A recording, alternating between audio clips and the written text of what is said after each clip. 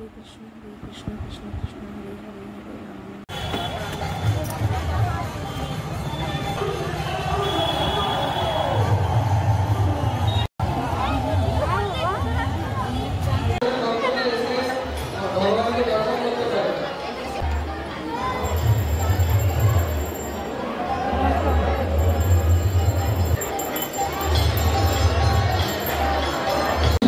আপনারা বাইরে যান, বাইরে অপূর্ব কীর্তন মেলায় আপনারা অংশগ্রহণ করুন এবং শ্রী শ্রী রাধা মাধব মহাকে দর্শন করুন। এখানে তো হচ্ছে মায়েরা সামনে দিকে এগিয়ে যান। হরে কৃষ্ণ প্রভুরা কেউ হচ্ছে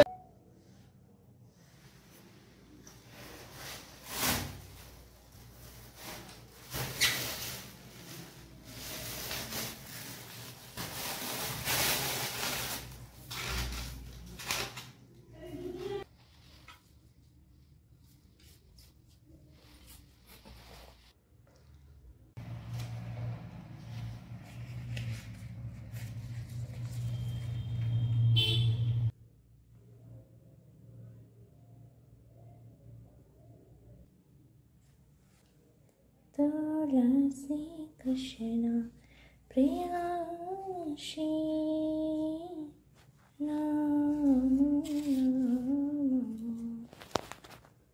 जन्माष्टमी की पूजा में खीरे का विशेष महत्व होता है।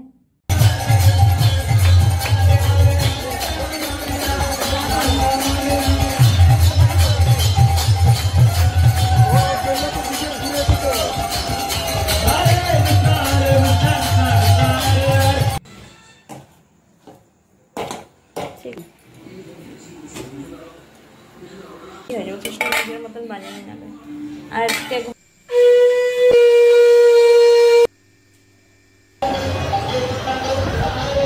এখানে তো হচ্ছে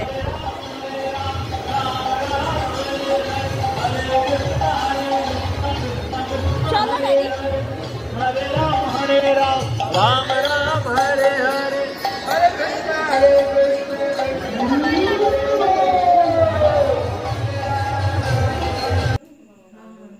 বাঁশুরিটা কই রে দেখতে পাচ্ছিস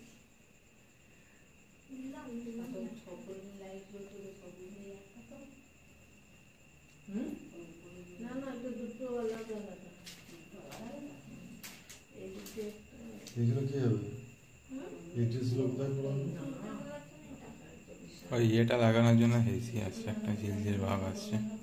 এই কভারটা দরকার হবে না।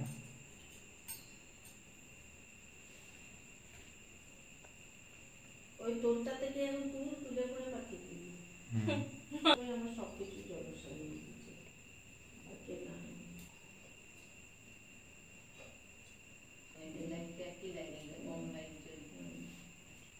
नंद की आनंद भयो जय कन्हैया लाल की, हाथी घोड़ा पाल की जय कन्हैया लाल की, नंद की आनंद भयो जय कन्हैया।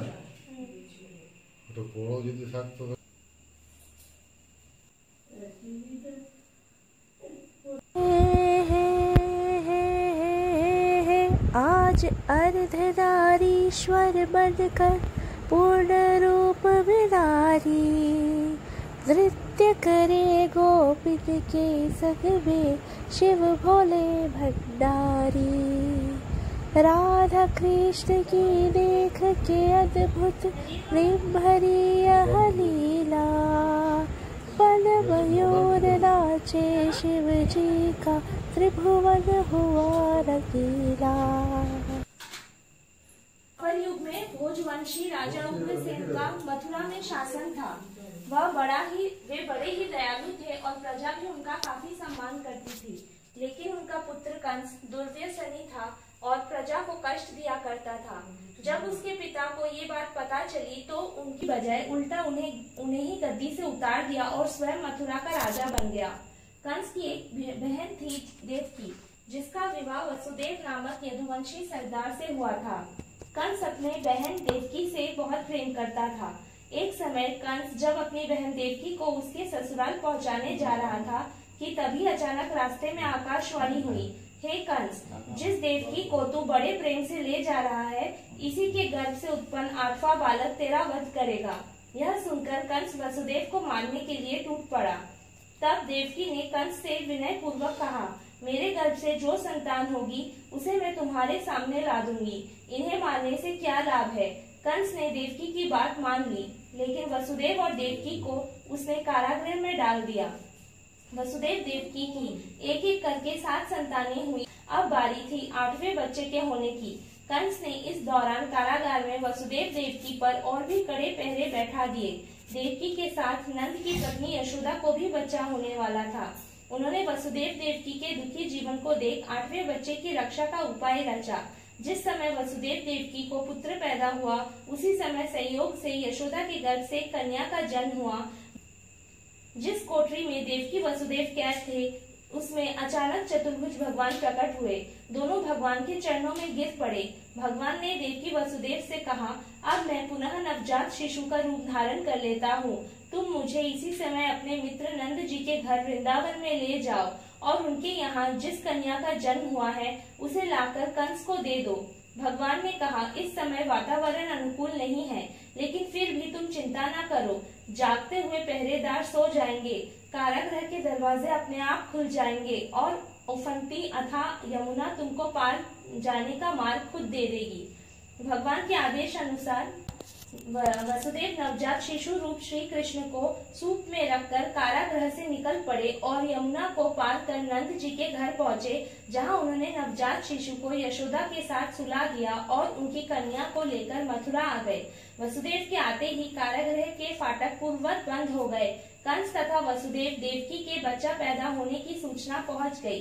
कंस ने बंदी गृह में जाकर देवकी के हाथ से नवजात कन्या को छीना और जैसे ही उसने उस बच्ची को पृथ्वी पर पटक देना चाहा, वैसे ही कन्या आकाश में उड़ गई और उसने कहा, अरे मूर्ख, मुझे मारने से क्या होगा? तुझे मारने वाला तो वृंदावन पहुंच चुका है और वह जल्द ही तुझे तेरे पापों का दंड देगा। बोलो श्री वृंदावन बिहारी लाल की जय। जय श्री कृष्णा।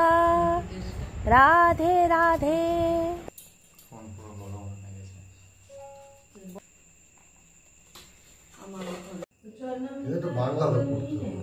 কেন তো জিজ্ঞেস করলাম, তোমরাই তো হিন্দিতে কিছু বললে না।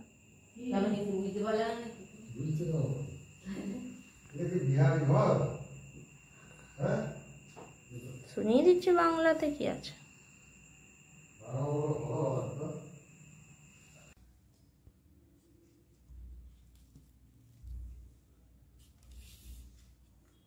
ऐसे ही एक टोकरी में बंद होके हमारे कान्हा जी मथुरा से गोकुल पधारे थे। ये आपकी बांसुरी।